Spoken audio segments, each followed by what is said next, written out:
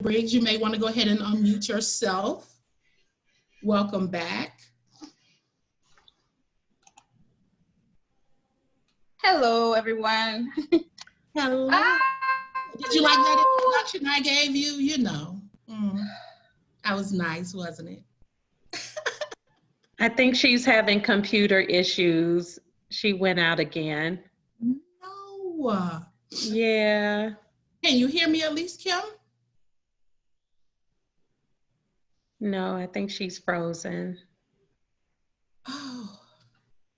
We just love technology, right? I know. What is going on over there in Chicago?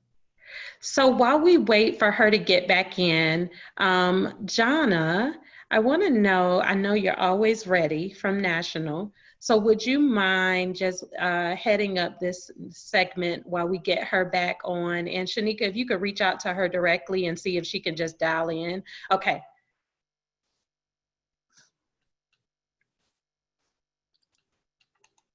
Is she coming back in? She's coming back in, but we're going to go ahead and jump to our membership section of the program, and while we wait on her to get back in. For sure. Definitely. Well, hi, everyone. My name is Jonna. Thanks so much for joining us this evening. I am head of membership and partner services here at Walker's Legacy, and I'm going to give you a little insight of what membership means to us. And then also offer you a little surprise at the end. If I get to it now, should I get to it now? I don't know. We'll see. We'll see how things play out. But I do have a little surprise for you guys in the store. Yep, I'm over membership and partner services. So if you have any questions, comments, concerns about your membership, I'm not sure if we have members already joining in this session, then, you know, I'm your point of contact for everything Walker's Legacy membership. So let's see, do I have ability to go to the next slide, or? I can go to the next slide. Okay, awesome, thanks. So if you join Walker's Legacy, your membership includes a diverse industry leader, a diverse access network to our industry leaders and influencers who are part of our network. We've got educational content and information like what today is, our webinar for tonight, and many more to come, right? Correct. And let me move this. Access to networks and mentoring, again, somewhat like what you see or what you're engaging in this evening. Shatika and I have a lot planned. So I'm actually pretty excited of what we got cooking up here, Shatika, coming in the next few months. I know COVID has put a damper on a few things as far as actual in-person events, but we're working our way around it, and I'm excited to see what we come up with. So right now we've got several levels of membership, but this one particularly is for professionals and small businesses. Right now that membership is $150. And slide please. Maybe I got pulled up. Just to give you can go to the next slide. Thank you. Actually move this over here. Awesome. So welcome back, Dr. Briggs. I am so sorry.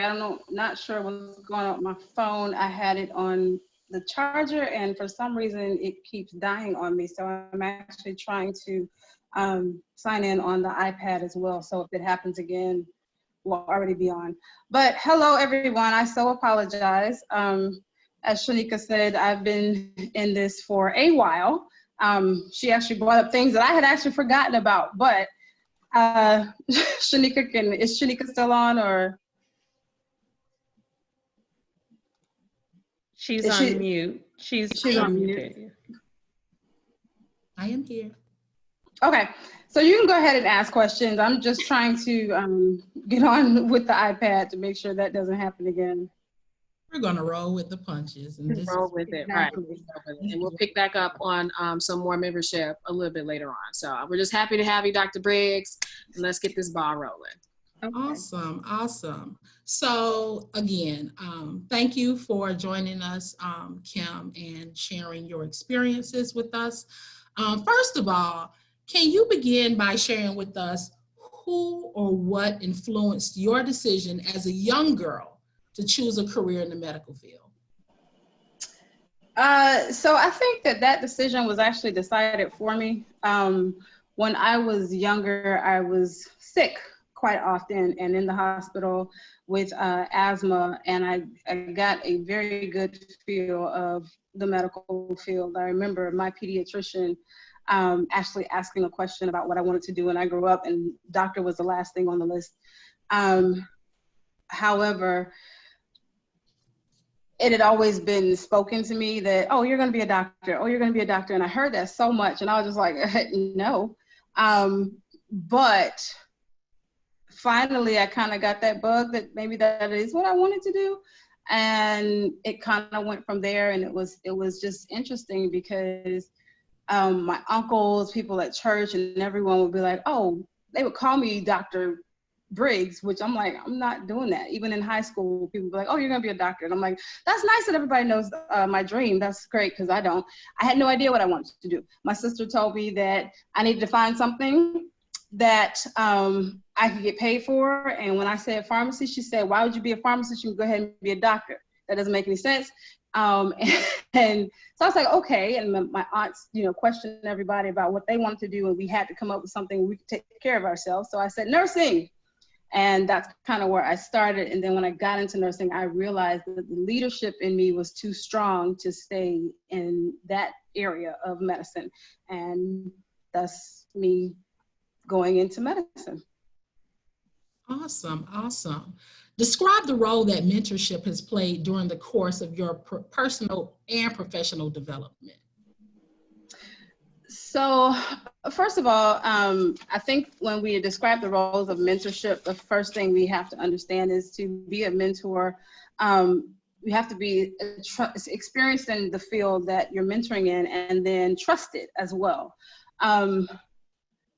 Mentorship for me has been a little different because when it first, when people first started saying, oh, well, or calling themselves a mentor, I never really saw it that way.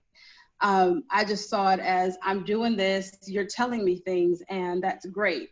It wasn't until later when I actually finished the beginning of medical school and I joined a organization by the name of CHAMPS that it dawned on me the importance of mentorship, because I had been doing so many things I thought on my own, but not actually on my own, but without the advice of someone experienced in that field. And I think that actually may have been a blessing and a curse. A blessing because it actually gave me the fortitude and the strength to keep going past a lot of obstacles, because I knew it was only me that I had to get there. A curse because if I had had the advice and of someone who had already been there, that would have helped so much. So after I got past that point, the importance of having people in your life or people to actually mentor you is beyond just the educational part of it. Some of the pitfalls that you would normally fall into, you don't have to. And what I look at now is having a mentor for a lot of our youth today actually keeps them in the realm of thinking that they can go higher, that they can do beyond what they can see. Generally, I have this saying that I always say, people don't believe that they can do things because they can't see it. You believe what you can see. And unfortunately, everybody doesn't walk by faith, which, we don't walk by sight. It's the belief, but everyone doesn't have that. And you have to start from somewhere. And a lot of times people don't believe that they can do something, one, if they don't even know that it exists. Like, for example, actuary science. A lot of people have no idea that field even exists, but they're great at math and they would be great at it. But if no one's there to tell them about it, they'll never know. And then when, being in Chicago, realizing all the youth that I see in the hospital, a lot of times they can't see themselves as a physician, as a young Black person, because they don't see many young Black physicians. But once they see it, they believe they can do it. And if you believe that, then your sight and your vision is broadened. So I think mentorship is very much so important, because if you are able to impart something into someone's life and they see the struggle and they see the success that you have, they will trust you more. And that's a part of being a mentor. Mm-hmm. Absolutely. I can definitely attest to that with you. I think, and I see some names on here of some of our fellow friends as well, who have seen you go through that process. And that trust factor, I think, is very, very significant that you mentioned. When people trust you, they trust your process, and they know that, you know what, this worked for you, maybe it'll work for me as well. So I think that's a very, very important point to make. Statistically, women of color have a more difficult time identifying and obtaining a mentor. How did you go about identifying a mentor, and what were some of the characteristics that influenced your decision?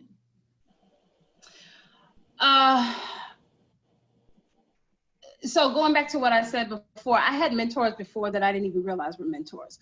But the two most memorable ones, or the two that I actually deemed and actually called my mentors in this process of medicine. I've had mentors outside of that, but in this process of matriculating through residency, one was with CHAMPS, and that would be Dr. Rembert. He kind of took me under his wings and just kind of explained a lot of things that I didn't understand, or I didn't know. I had no idea that the struggle for Black Americans in medicine was as great as it was until I started hearing other stories. The director of that program, Dr. Bradley, he had been working with Chicago area health medical career professionals for over 40 years. And a lot of the stories that he shared was, you know, Black Americans trying to get into residency programs, Black Americans that he had to actually go fight for because they were being treated unequally. A lot of those stories helped, because in my path of getting there, I didn't understand why I knew what was going on, but I really didn't understand. And knowing that it wasn't just my struggle helped me to foster past that. Once I got to the point of getting that courage and that strength to say, you know, regardless of what they try to do, it's possible, because I heard of other people's stories. I heard about the struggles that they had. Mine was not unique. It made a big difference. Then came Dr. Rajiv Kandala, who worked at the hospital that I did my residency. And it was so interesting because he didn't know me at all. I got the opportunity to work with him. I never told him about me trying to get into residency at all. But because of my work ethic and the leadership that I had, he went for it and fought through all the challenges and everything that were kind of put against me because of my background, my culture, my race, me being female, me not being the culture of that particular program.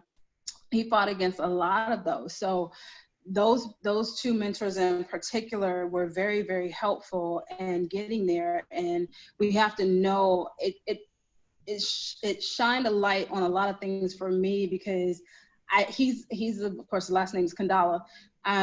He's of Indian descent, and it was different for me because I'm used to Black people mentoring Black people. But I was having this conversation with someone else the other day. You can learn from anyone, whether you like them or not. It's how much you're willing to be open to the lesson. We'll take Trump, for example. We all probably agree there's no way we're going to take anything from him. But something he said a long time ago, way before he even got into the presidency, stuck with me for so long. I learned so much at Florida A&M University about not taking no for an answer. But when I got past FAMU and outside of that, I was like, okay, no for an answer at FAMU is different from no for an answer from the world or from my career. One of the things that our current president said was, everything is negotiable. And that one thing stuck with me through so much, because it gave me the insight to never stop, to never give up. Because this man had been through bankruptcy, came back, you know, she gets killed and stealed, but either way, he came back through all of that. And him saying that, and me trusting his ability to get to the top, because the experience of him being able to do that, and that's the key to mentorship, it gave me the insight that regardless of a no, it doesn't matter. The most important thing was my faith. It encouraged the faith that I already had, that God has the last say so, and regardless of who says what, you can go past that. But on an earthly realm, for people who may not have that understanding, the fact that he basically was like, everything is negotiable. I always remembered that with everything that I did, and I started putting it into practice. That's another thing that we sometimes forget to do. You have to put that one foot in front of the other and go out there and do things. So the power of mentorship for me has been very key in where I am and where I've gotten. And I think that we have to be able to reach back and do the same for others. Absolutely.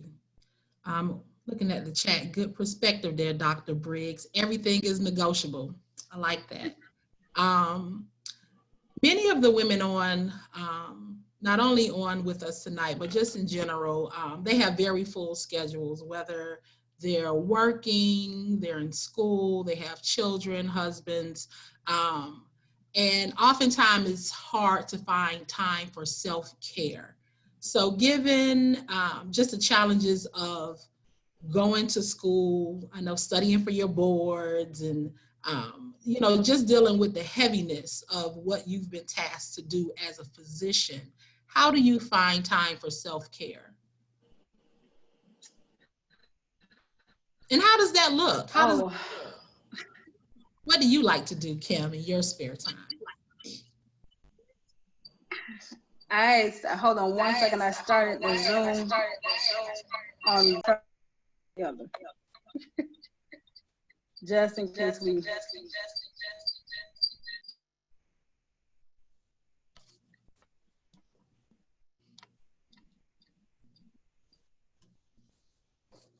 You're muted. Can you hear me now? Yes, we can hear you, but you need to turn one device off.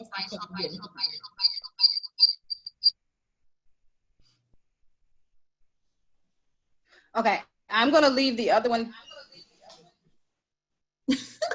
Dr. Briggs, I'm going into friend, sister girl mode now. Come on, Kim. And in the meantime, those of you, use the chat to ask questions, any questions you may have, and we'll definitely get those. Okay.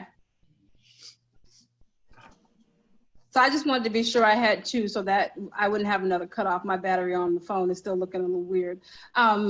So to answer your question about self-care, that has been a challenge. Are you all still having feedback or no? No, you're fine. Go ahead. Okay.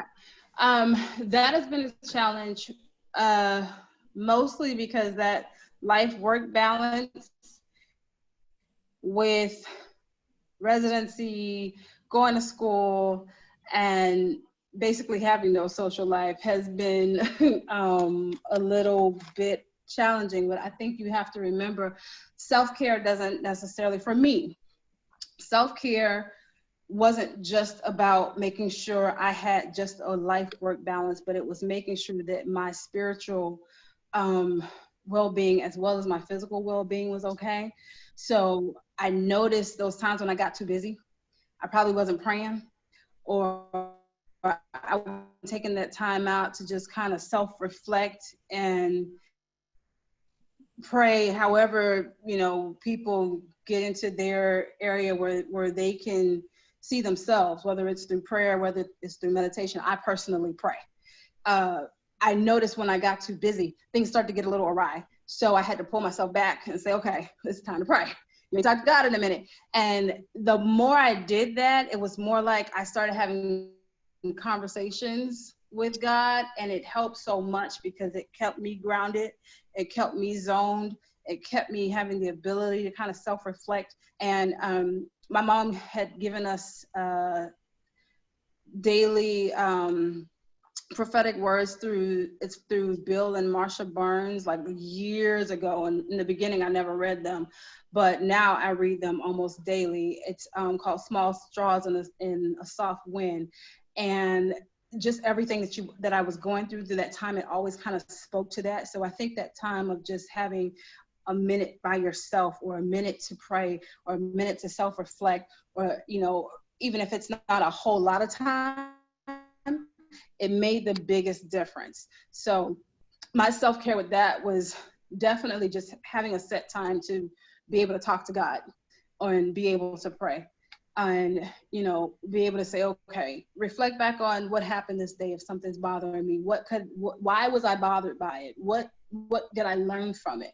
And a lot of times we don't, as people, take the time to do that, and sometimes we don't do well with constructive criticism.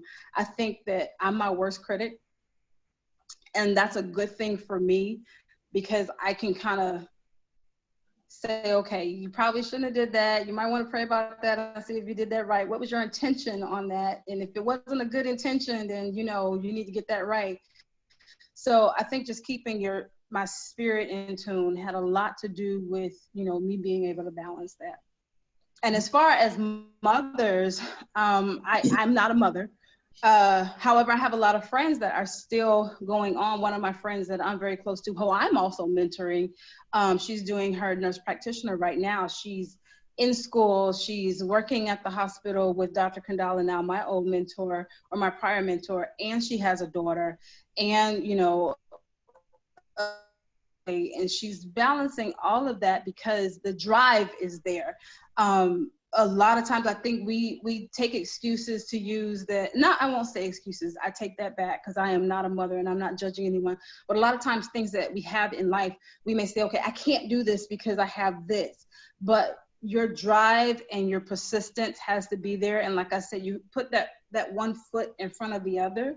For me, it was challenging being away from my family. Even though I didn't have children, I had a family, and I'm not around them at all. Like, no one's here. So that was a challenge for me. And I could have easily said, no, I need to get back to them, or I need, this time, but some things had to be sacrificed. And I know you can't sacrifice kids, but there's ways to do things when you really want it. And whatever that way is, or whatever you have to set aside, whether it's,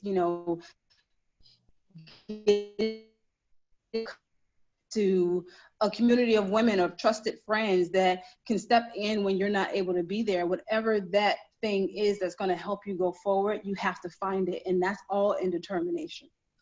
Mm-hmm. I know, Shatika, you wanted to jump in real quick. Yeah, thank you. I want to thank you for making the comment about one, just being real about what really happens, right? Not having a work-life balance. I know that's what people tell us to do, but it's not the easiest thing to do. And you gave us a how to help us through that, whether it's remembering to keep our connections of whether it's meditation, or if we have a relationship, or if we have, different ways of engaging, to take a moment out of that day. And like you said, take a minute. So I definitely appreciate that transparency, because as women, as mothers, or whatever you're juggling, if you're not a mother, like you said, because it's not just it's not all one-sided. So I appreciate that very much for you sharing that transparency. Yeah, and just to add on to that, because I know Kim, even though she doesn't have any kids, she's very close with her family, very, very close with her family. And I'll go out on a limb and say that the struggle you might have felt might be the same struggle that those who have children would have as well. So yeah, she's very close with her family. So I know that was a challenge for you with being away from your family, as a traveling nurse, being in Chicago, and for a while, like I stated earlier, I'm not sure if you were on, but you spent some time in St. Kitts as well in school. That was what, about 2 years? Uh, yeah, that was like 18 months or so. Yeah, absolutely. So we have a couple of questions in the chat. Jemiah Clark wants to know, how do you identify a mentor when you're well advanced in your career? Oftentimes when we think about mentors, we're thinking about someone who's um, at an entry level position, or, you know, maybe midway through their career in mid management. As a um, medical director, newly appointed medical director. I'm throwing that out there, right out of residency. How do you now look for and identify mentors? Well, I think the important thing, and that's why I kind of brought that definition out about a mentor being an experienced and trusted advisor, because first of all, everyone can't mentor you. And if you don't have the trust there, most of the things that they say, you're not going to take on either way. Um, Even late in our field, there's always someone that is more experienced than us. So and it really depends on the level of trust that you have with that person, I believe. Right now, with me being a medical director, there's several people I can go to, but there's not everyone that I trust. It has to be at that level where you are able to confide in that person and actually take instruction from that person. I know with Jemiah, because I know Jemiah personally, she is in epidemiology. We kind of crossed paths because we had very similar education goals. And in the field of public health, you know, there's so many different levels. And just like there is with medicine, once you get into it, like you can come out as a physician, you medical director, chairman, and it goes on. There's always someone that's there. And finding that person, I think the best thing that I will tell you my experience, because I can't tell you the best thing. My experience was prayer. And the reason I say that is because I never looked for a mentor. There's not one time, and I'm just being honest, I never looked for a mentor. They came to me. And I've had people come to me that tell me, you know, they want to be my mentor or try to take on the role of a mentor, but I didn't trust them. So I couldn't take them. So it really has to do with that trust. And it has to do with, you know, you being comfortable with taking advice from that person, because mentorship is, you know, really about the mentor being able to give that advice.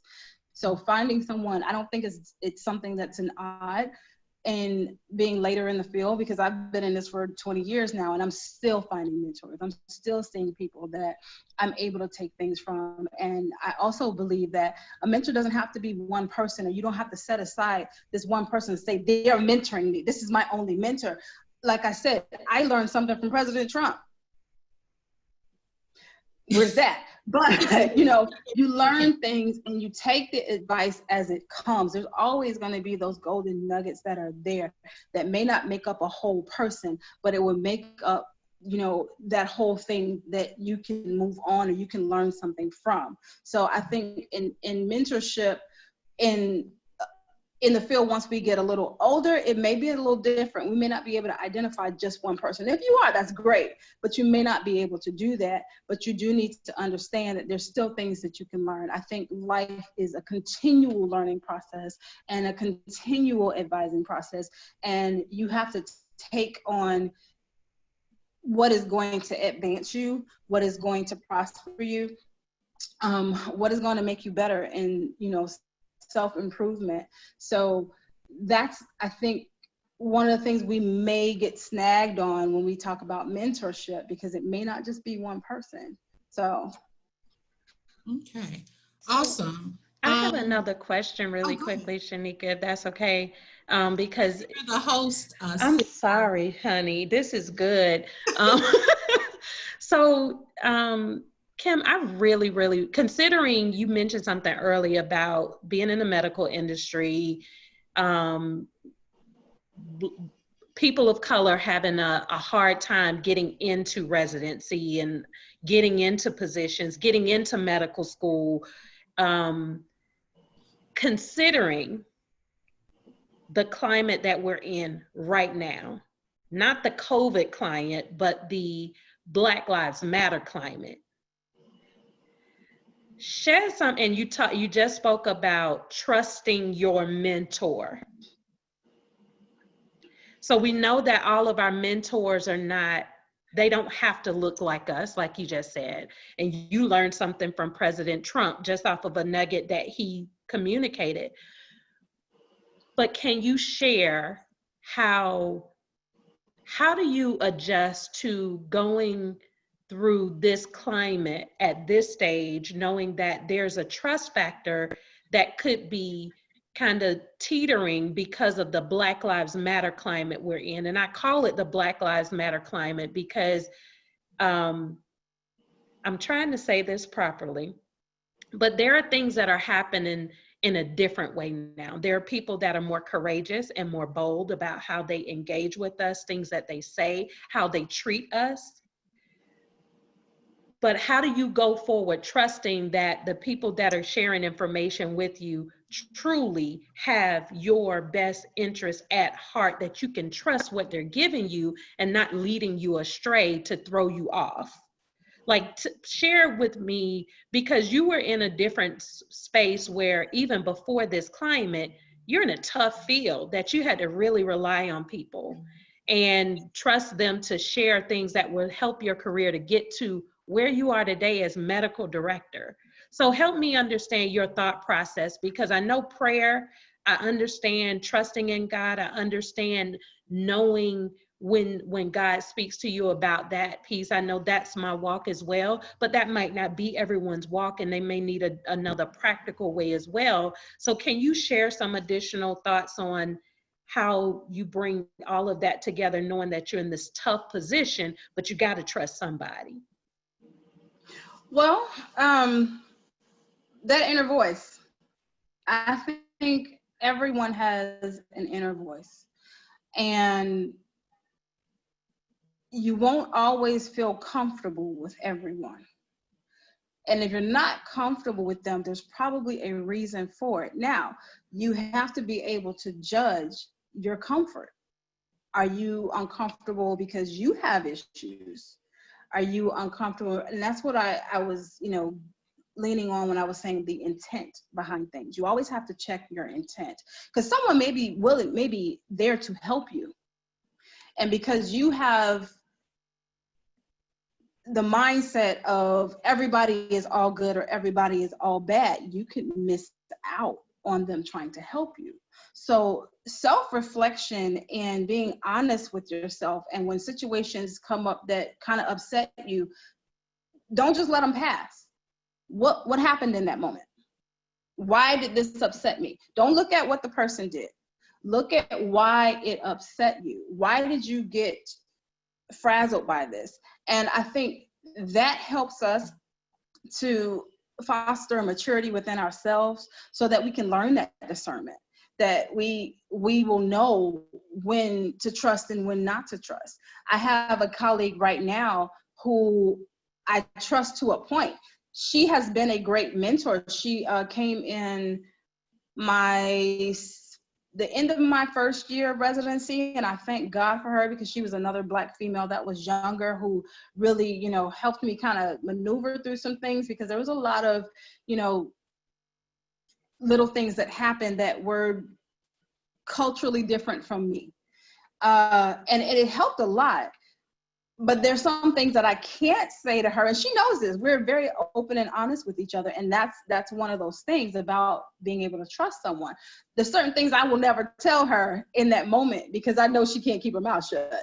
So, you have to be able to know who you fooling with. It's just that simple. And sometimes you don't know. And if it's someone that's fairly new, don't come off the bat nasty. Don't give them your Black girl stance or the Black Lives Matter stance. Sometimes being quiet is the best thing for you to do. You need to observe. And I've learned that, because sometimes people can actually be trying to help you.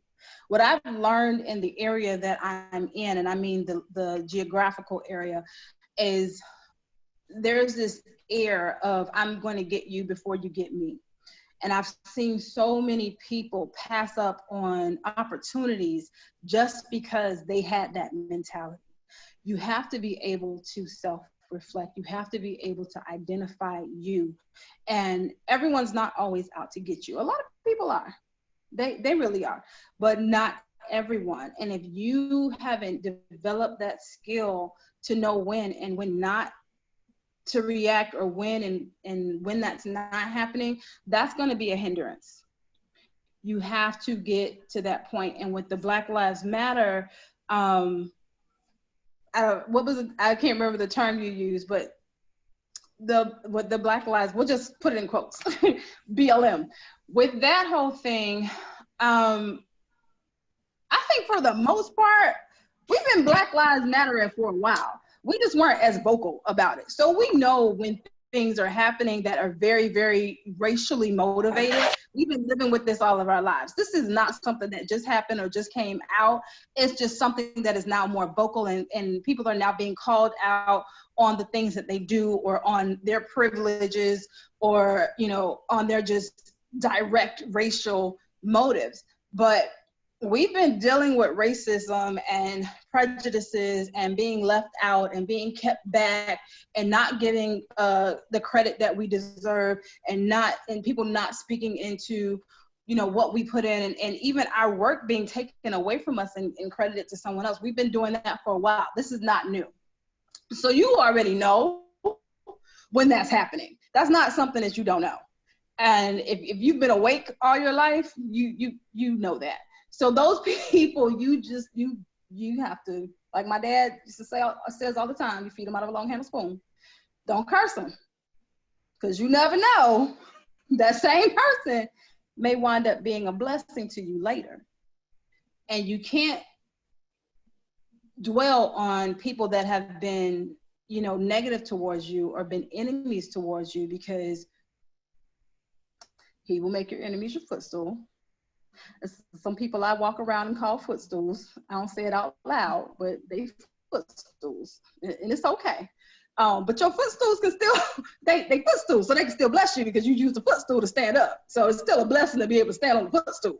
So you have to understand that you can't just take people and throw them away. You can feed them out of a long handled spoon, but anyone can be a help. Everybody can't be in your circle. Everybody cannot give you advice. Everybody cannot mentor you. And you have to be able to identify that by your comfort level, their actions, and just being quiet and observing. If you do not have that developed spirit of discernment, or you do not have that spiritual life, or you do not have that prayer time, be quiet. Watch. Good. We have a, excuse me, a question in the chat from Shanika Miller. Her question is, what are some of the skills the youth may need when considering the medical field? Do you have to be strong in math, or if that's something we can work around, or is that something we can work around? So remember me saying everything is negotiable? Yes. Everything is negotiable. It really is on your determination. Now, I am strong in math, and it would behoove you, it would be beneficial for you to be strong in math and science, because it is very much so a math and science field. And you also have to be able to be okay with seeing human body parts and blood. Everybody can't do that. So that is something, you know your strengths, know what you're able to do before you jump into something that you aren't able to handle. Also, I think one of the important things is knowing what you're good at. You know, don't go for something that's just monetary or that's financially profitable. Work your gift. You have a gift, work it well enough and work it so good that someone's willing to pay you for it. And if that gift is to serve others, or that gift is in healthcare, or wanting to heal, or having a heart for people, go after that. Definitely. Now, math and science is going to help you if you want to get into medicine. However, I know some people that aren't that great at math and science. And one of the whole thing with the PMP program, which is the pre-matriculation program with CHAMPS, that's one of the things that we work on. People who may not have had, that strength in medicine. There's always something something out there. It's on how bad you want to find it or how bad you want it that's able to help you. When I was in nursing, as good as I am in math and science, my biggest problem was with med calculations. And I don't know why I had a hang up with med calc. I aced every biostat exam that I had in my master's program. Still to this day, I can't understand why I had a problem with med calc. But one of my teachers stopped and said, we're going to get this because you're not failing this class. And she was like, what is the problem? And we sat down and we went over it. And it was just like a block for some reason. And we got past that. I prayed through it. Yeah, I pray. But I got past that. Now, if they had given up on me, I would have had a harder journey trying to get to where I am now. I still would have got there. I've had teachers in the past tell me, you need to quit this class because your first grade was an F, and this was biostats, one of them. And I haven't seen a student yet get through my class when they made an F on their first exam. I said, that's nice. So this is what I need from you.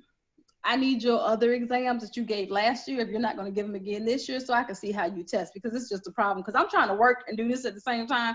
So I need a shortcut. Tell me how you teach and I'll be good. He gave me his old exams because he doesn't repeat them.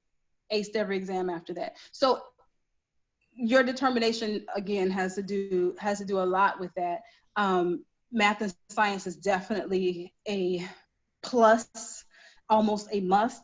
But there's a way around everything because everything is negotiable. Mm-hmm. I'm going to take one more question from the chat. This is from Tara Moore. How do you compartmentalize your professional life from your personal life? And before you answer that question, remember, we know you, Kim. Go ahead. Do I compartmentalize my professional from my personal? I actually right now don't have much of a personal life because residency took so much of it, and the personal life that I do have is blended with my professional life because those friends that I hang out with, I actually work with. And as much as we try not to speak about work or medicine, we still do. However, I will say this. The friends that I have outside of Chicago and outside of work that I talk to, and I don't have to worry about talking about medicine, who I am is still there. I've always said that your career does not make you, and you have to remember that. Whatever you're doing in your field or in your job, that's just what you do. That's your gift. That is, work it well, become great at it, do your craft, but that's not who you are. The minute that you start to make your career or your field who you are, once that career or that field no longer serves you or you lose it, you'll lose yourself. And I've seen that happen to so many people in medicine, and I'm sure that happens in other arenas. When they lose their job or something happens, they go into depression because it identified them. If you all, the people who know me, notice when I'm at home or I'm out with them, don't you call me Dr. Briggs, my name is Kim, because I'm Kim. At work, very much so. Do not call me Kim at work. You will get, it won't be nice. Let's just say that. Don't do that, because that's work. And that's one of the ways that I separate the two. I make sure that medicine is not who Kim is. Medicine is a part of Kim's life, but medicine is not Kim's life. The emergency room is not Kim's life. Once I leave that place, I leave everything that was there. Of course, sometimes you can't help but bring work home, but I try to keep that as a no at all cost. And that's probably the main way that I compartmentalize it. But the paths do cross, but my friendships with the people that work are still friendships. We definitely watch out for each other. We're definitely encouraging each other. The person that I spoke of earlier that is one of my mentees you know, she's also like my best friend, and we do everything together. And she, you know, as a mentor, it's difficult for me, and it's something that I may have to work on. It may just be a good thing. I can't keep someone too close or teach them much if they're not willing to learn. So as a mentor, as a mentee, that's one thing that you have to understand. You have to be in a position that you're willing to learn, and that's why it's important to trust that person. So when I tell her things, or I say, you know, this probably wasn't the best way to do this, or you shouldn't have done that, or I watched this happen, but you know, that's we got to do that different next time. She's always receptive to it because she realizes there's a value in there in the experiences that I've already had and what I've already learned. So she definitely takes that and she does better. I can't remember a time when I told her something and the next time she did the same thing. So even though we are very much so work oriented, or it's a work friendship, it's also a friendship outside of that. So I think that's, you know, it's difficult for me to compartmentalize it, but my main way of doing that is identifying me first, knowing who I am first, and keeping that person first. Absolutely. And Ms. Tara, I'll give you the inside scoop. Dr. Briggs and Kim are two different people. They're two very different people. And one of the things I can appreciate about Dr. Briggs, I'm not going to say what I call her here, but you see sparks of her personality in her professional life as well. So I don't think you have a difficult time at all. It doesn't appear, Dr. Briggs, you have a difficult time to compartmentalizing. So great job. I have a question. I have another question. If you have any questions for the chat, go ahead and put it in there because we should be wrapping up soon. As women, our focus, COVID-19. Let's go to a COVID-19.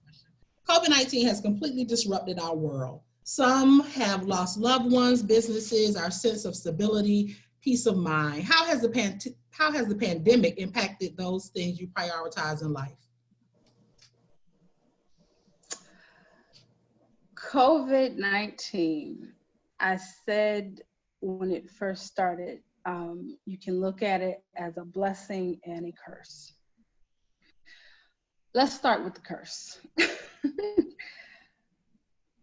We have lost a lot of great people, and we lost them fast. I don't think there's ever been a time where people were just able to accept death in the magnitude that we have right now. It's almost like, oh, so-and-so died. We're like, wait, what? But then their husband died 2 days later, and we're like, wait, what? And just processing all that has been something that I don't think anyone ever thought would happen. So it has definitely been a curse in that aspect. And then people not coping well with being kept at home or, you know, away from social gatherings and things of that nature. So it's been difficult because that brought on a bit of depression for a lot of people as well. And then the fact that nobody wants to be sick and nobody wants their lungs messed up. And, you know, I had a similar virus last year and it wasn't cool. So I totally, you know, the whole, nobody wants that virus. It's not good. The blessing part of it, I believe, is that whole thing with me speaking about self-reflection earlier and so many times during this conversation.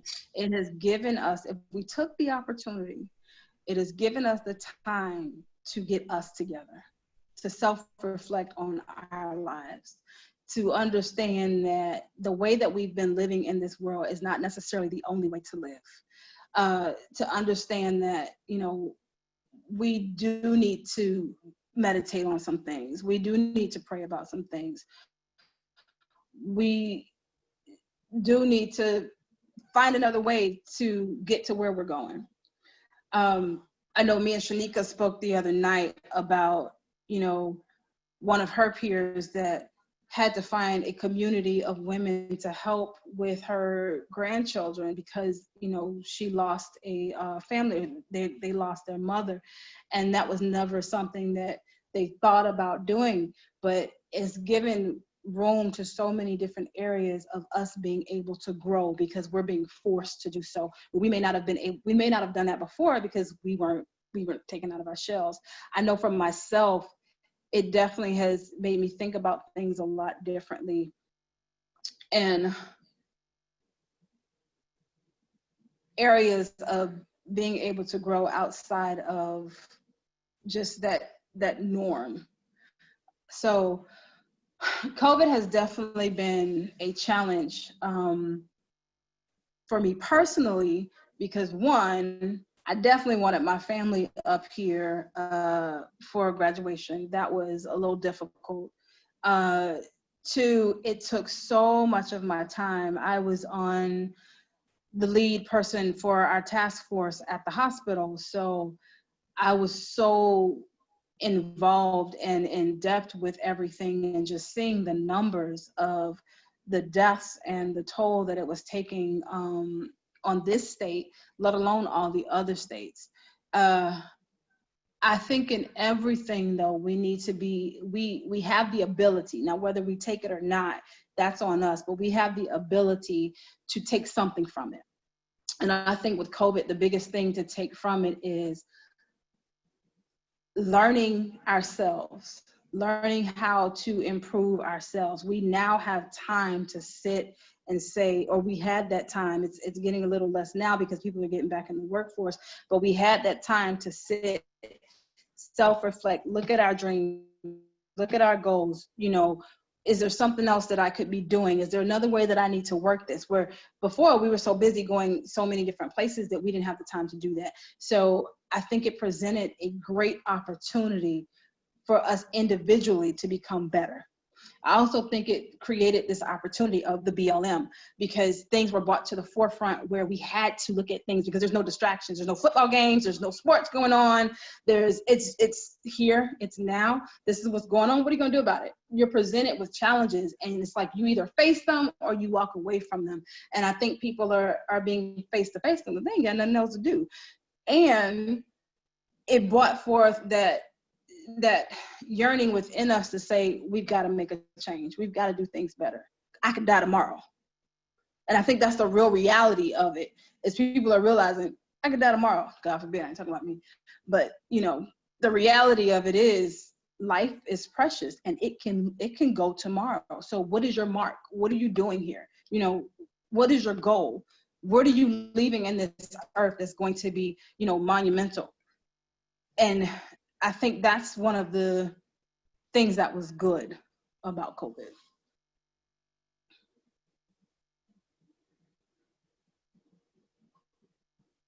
You're muted. What I was saying was, I'm just going to leave that right there. You dropped some great parting words and some nuggets right there. So I'm going to go ahead and conclude with the questioning. If you all have any questions, you can leave it in the chat. We can get back with you and answer your questions personally. But I want to thank you, Kim, for taking the time out to speak with us today and sharing your journey. There were a couple of nuggets that I took from it. One of the ones that you kind of glazed over, but I want to point it out. When you were a nurse, you said you recognized your leadership was too strong to be a nurse. And we know what that means, but I think oftentimes people will look at that and they will allow that to defeat them.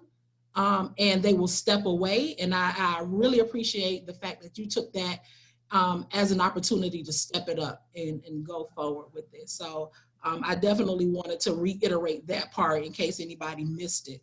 Also, you can learn something from anyone. And I think we are going to take away, everything is negotiable. Everything is negotiable. And another thing you kind of glassed over, but I want to bring it back. Mentorship is a two-way street. You don't have to accept who wants you as a mentee. You know, it's a two-way street. So identify those individuals who have, you know, something that you want. You can learn from anybody, but guess what? You also have a say in who you allow in your space and who you allow to mentor you. So those were some great, great nuggets I took away.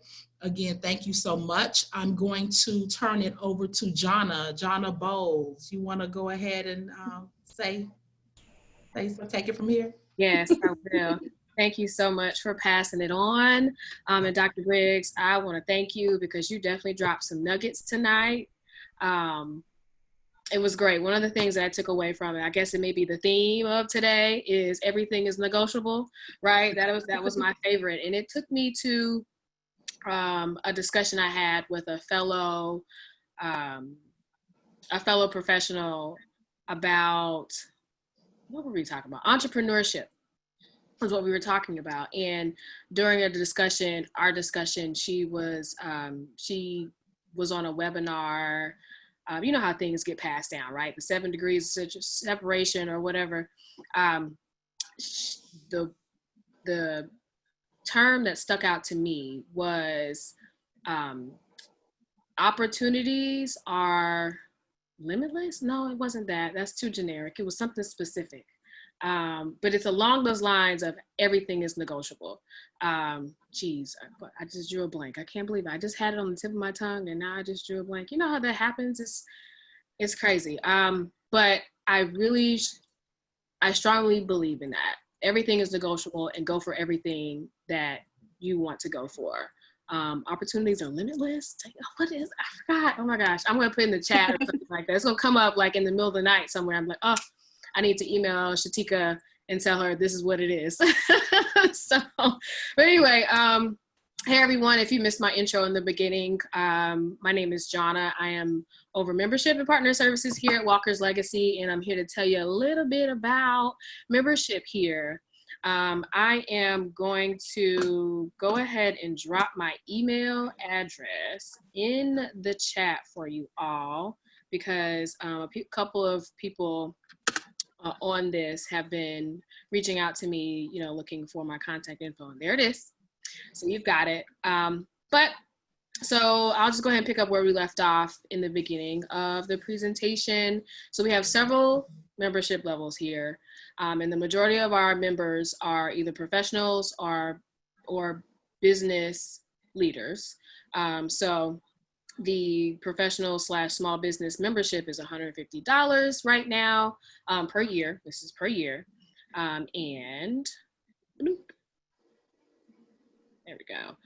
They include a lot of perks, including 20% off of our local, regional, and national events. So you can come and you can enjoy a 20% discount on those tickets.